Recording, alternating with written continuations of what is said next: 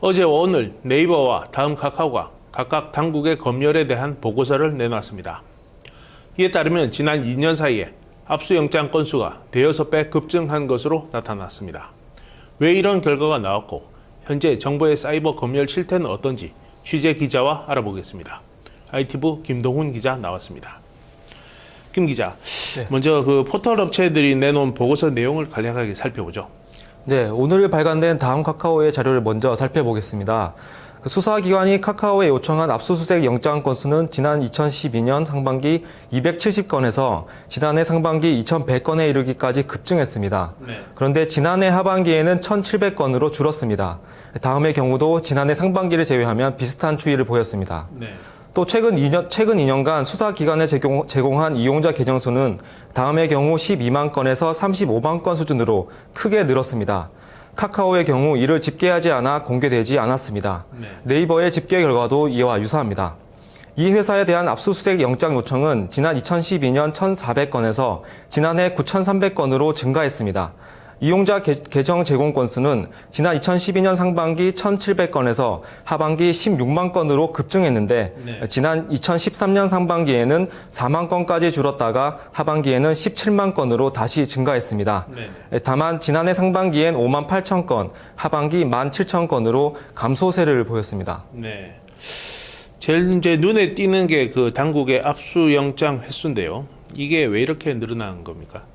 네, 압수수색 영장 요청 건수가 늘어난 배경은 지난 2012년 10월 법원 판결에 따라 네이버와 다음 카카오가 수사당국의 통신자료 제출을 중단하면서입니다. 이에 따라 수사기관이 영장을 발부받아 자료를 요청하는 경우가 증가했기 때문으로 보입니다. 다만 지난해의 경우 이들 업체에 대한 압수수색 영장 요청 건수가 하락세를 나타냈는데요. 실제로 네이버에 대한 압수수색 영장 요청은 작년 상반기 4,900건에서 하반기 4,300건으로 떨어졌고 카카오와 다음도 이 기간 감소했습니다. 이른바 사이버 검열 논란이 지난해 하반기에 불거지면서 수사기관의 요청이 감소한 것이란 분석입니다. 그 압수영장에 대한 집행은 어떤 식으로 이루어지고 있습니까?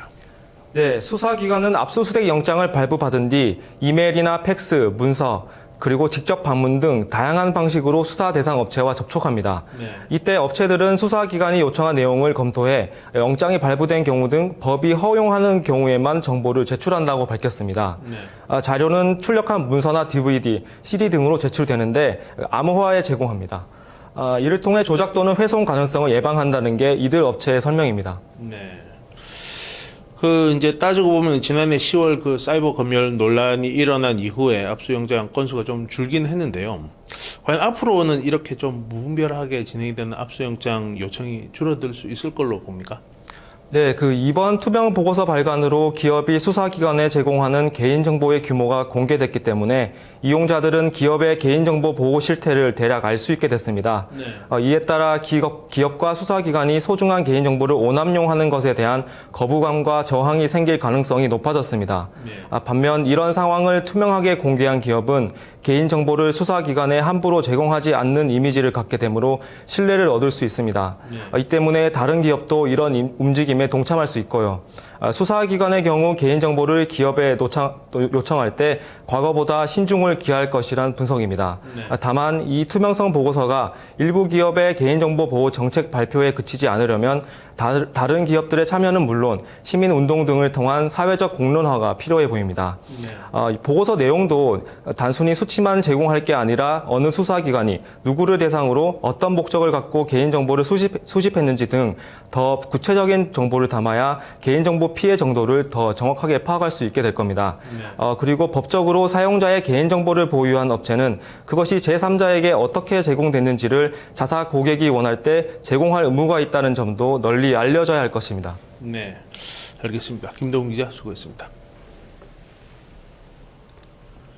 대통령에 대한 국민들의 지지도가 떨어지고 있는 시점에서 개각과 함께 청와대 인적 쇄신안이 발표됐습니다.